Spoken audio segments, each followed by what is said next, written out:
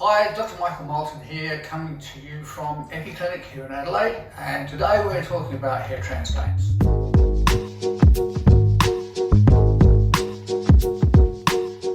So hair transplants have come a long way since I started 25 years ago, and the results that we get are really good.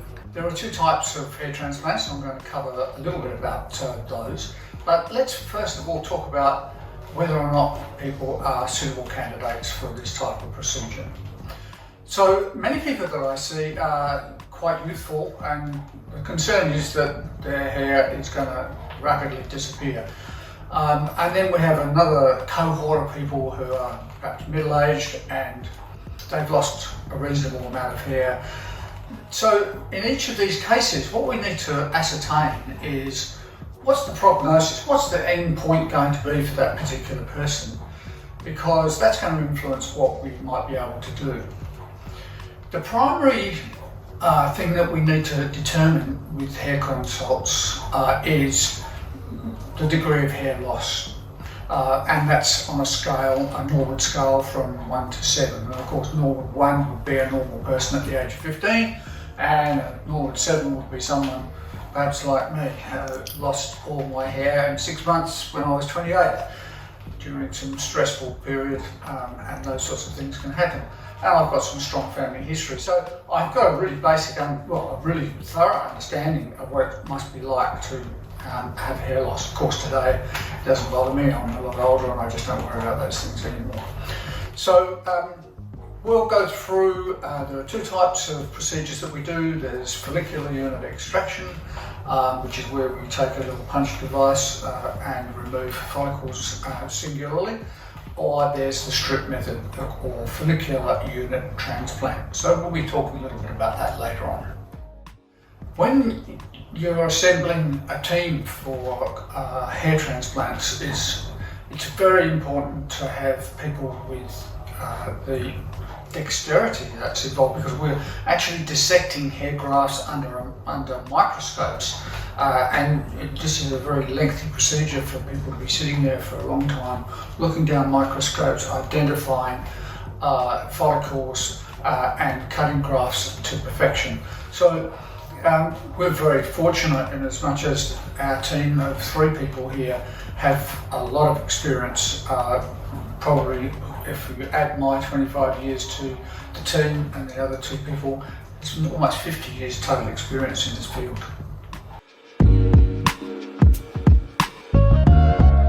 Is there any history in the family of hair loss at all? Yeah, my father's hair thinned as he got older. How thin did he get? Quite thin. Mm-hmm. So was he sort of thin at the front or the crown or the back? Or... Mainly across the midsection. All right, so in recent times, have you noticed hair accumulating in your comb, your brush, or on the pillow in the morning first thing, or when you're washing your hair in the shower? On my pillow would be right. The main. So most people lose around about 100 hairs a day, just normal, and they're replaced. So we're going to take a look in a moment at your particular situation. So any medications, do you take anything at all? Some people take things that help to grow the hair, like topical things, and also oral medication from the doctor, and don't do any of those sorts of things. Are you allergic to anything? No.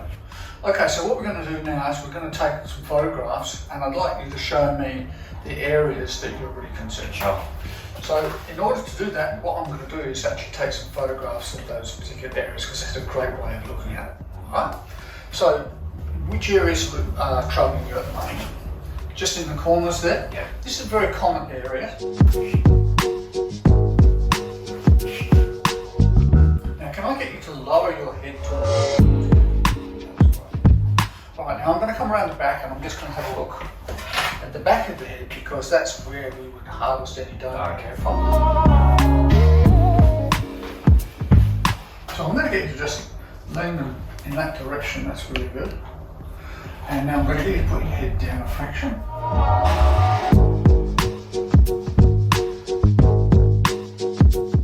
And we can just see some minor losses just at the corners at the age of 47.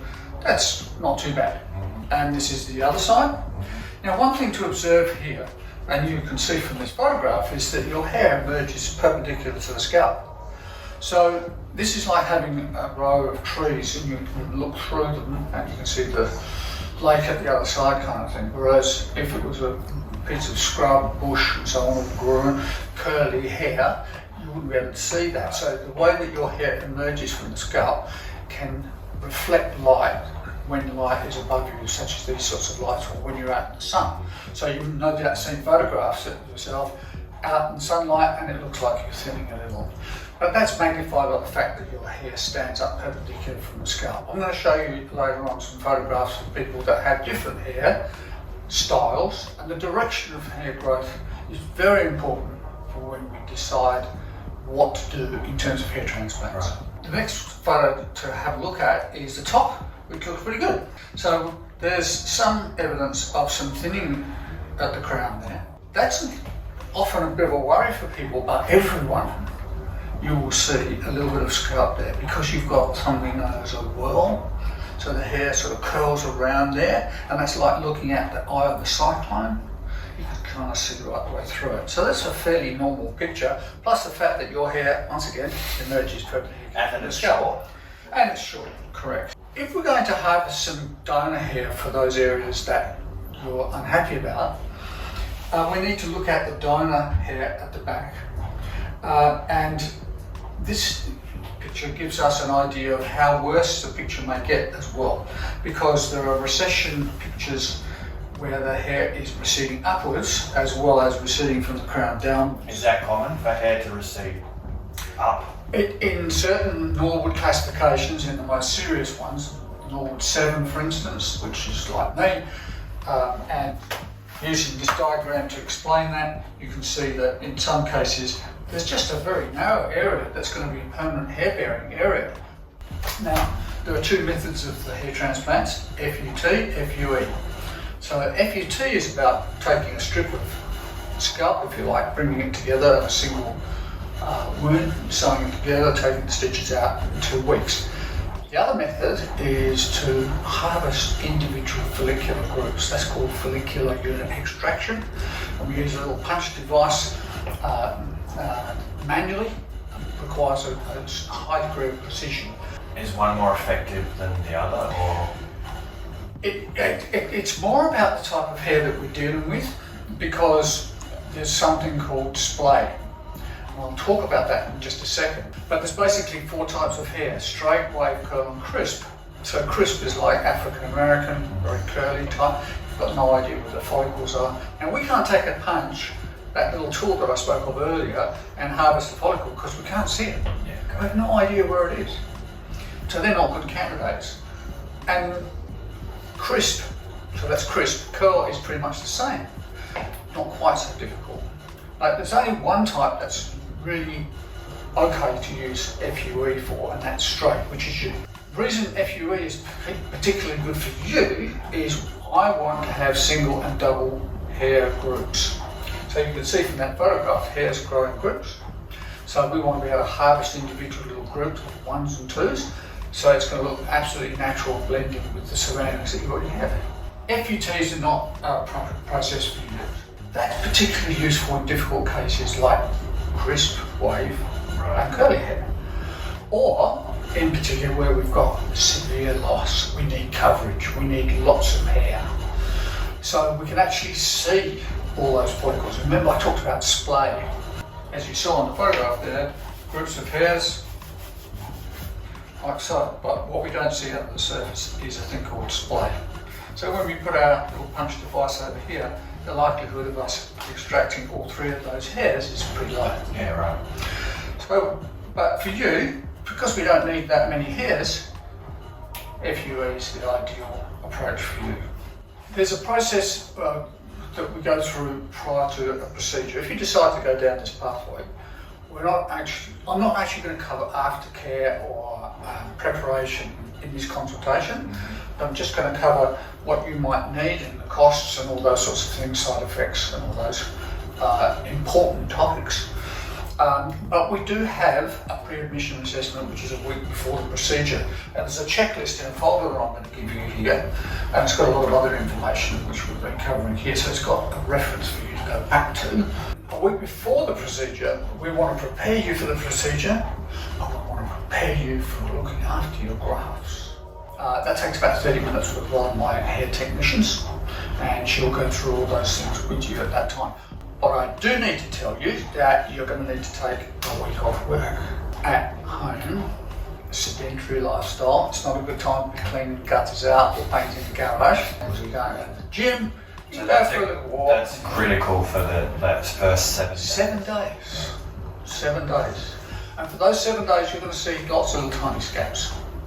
And I want those off in 10 days because they'll leave a little pit at the base of the grafts if we don't take them off. We're going to show you how to do that in that pre-admission assessment. And we're going to get you back at 2 weeks to check to make sure that you've done that. So now, in the ordinary scale of things, 4 months go by, nothing happens. Unless you use PRP. Do you know what that is? Platelet rich. Very good. How'd you know that? You've read about it. Oh, you've already done some research, so that's very good. So we use a very sophisticated device here called the Angel, and this separates the platelets out. Platelets have growth factors in. This is like throwing a little bit of fertiliser on the ground when you put some seedlings in. You don't have to wait for the seedlings to die off and regenerate. If you prepare the ground properly, it's all going to grow. So you shortcut your growth phase by about 3 to 5 months.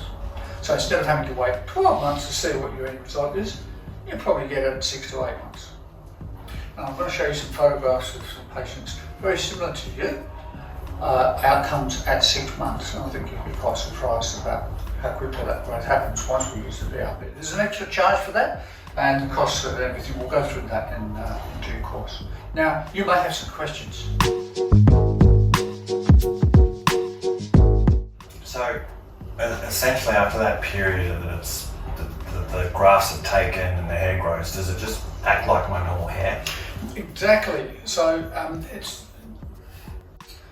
this is where it comes down to the art of what we do. You might notice in the photograph that I showed you that even in those corners, the hair changes direction. So it's very important for the person who's doing a transplant to recognise the direction in which the hair is pointing and emerging from the scalp, so that you can emulate that with your planting so that it all looks natural and it doesn't have a spiky look. Occasionally I see people who've had a hair transplant elsewhere and they've gone into the corners here and it's sort of sticking out like spikes. It hasn't actually flowed in with the rest of the hair. And the other mistake is to round off the corners of the male over the corners of the brow, because that gives a more feminine appeal to the face. And sometimes I have to correct people's understanding and expectations about how far the hair should come down. Let me ask you a really quick question. How do you find the area of a circle? Pi squared. Very good. Okay, so if you had a diameter of 3 centimetres, you have a 28 square centimetres area.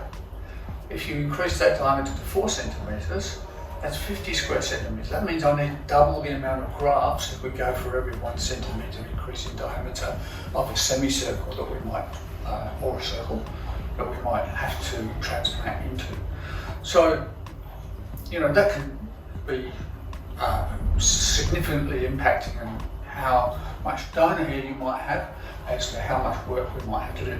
Fortunately for you, we don't need to do too much. Minimum number of 600 grafts will produce the result that you would want. So there's kind of a capacity if you're really receding, you're kind of at the mercy of how much donor hair you've got. That's Because you absolutely may be true. Yeah. pulling out from one section, putting into another, but just Transferring the moving problem from one place to another. and just Correct. because you don't see it at the back. That's absolutely correct. Yeah. And that's one of the reasons why we look to see if there's any indication of a recession upwards as well as a recession downwards, because that's a diminishing resource. After showing me the images of the top of my skull, I'm a little bit concerned about the crown, because Right. obviously I don't see that, but is that... Yeah, you just saw that in the photo. Yeah. Okay, so the crown can produce some difficulties because when people are receding progressively at the crown, we don't know how far that's going to go. So there are instances where people have come back 10 years after having the crown done and have a perimeter of hair loss all the way around it, like a ring of hair. So we generally say to patients, you can either concentrate on other areas like framing the face and the top or the vertex, but at 47 you're probably okay to be doing some work there and it probably won't get any worse. But there's always that situation where it may get worse and you may be chasing your tail, right, if you'll excuse the pun, because you could grow a pony's tail from it. But you have this moat around and it's not wise to be planting so heavily into the crown from that respect. And is there any likeliness as I go grey that do you have to take coloured hair follicles to place them in, or will the grey just naturally occur? This is kind of unpredictable, I've found over the years. Sometimes when you transfer hairs that are grey into an area where there's not that many greys, somehow they regenerate their colour. It doesn't always happen, but it's unpredictable. Probably what we would do if you said, look, I don't want the grey hairs, whenever we harvested, we would select out the darkest hairs. And I mean, we're only choosing up to around about 600 grafts for you. And we can do far more from the donor area that you've got there. So we can be really selective.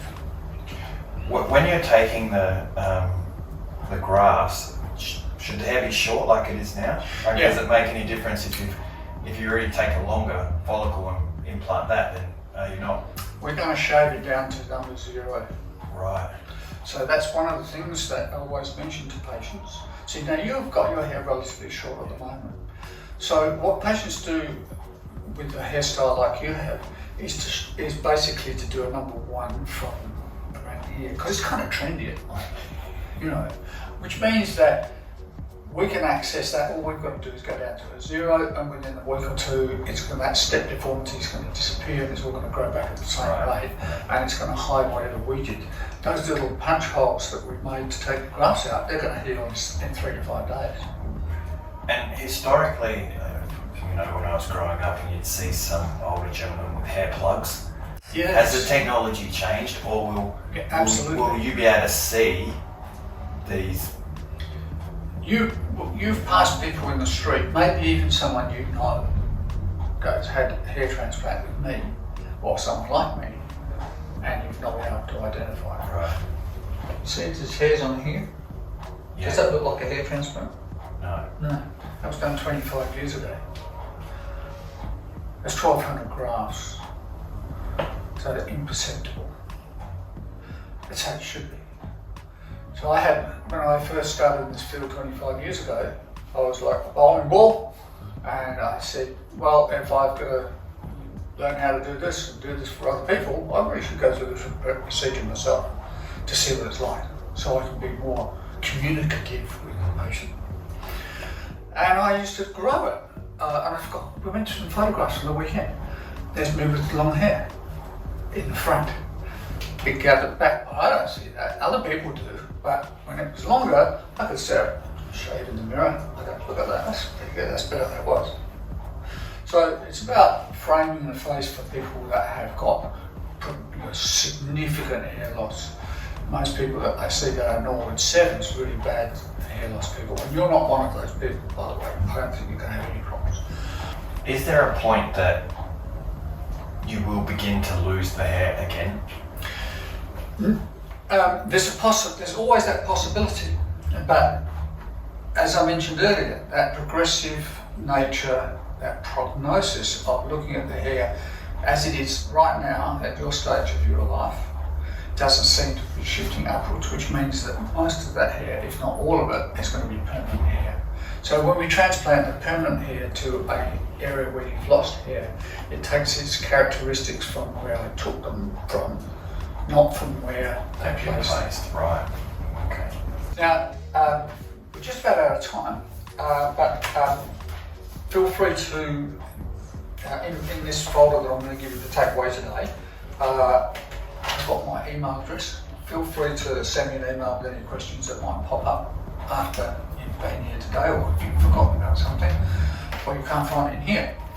And I'll be really happy to answer any questions. Alternatively, if you've got a member of the family that wants to know a little bit about things, and I encourage people to share these experiences with their next of kin and so on, so it's not all a big surprise.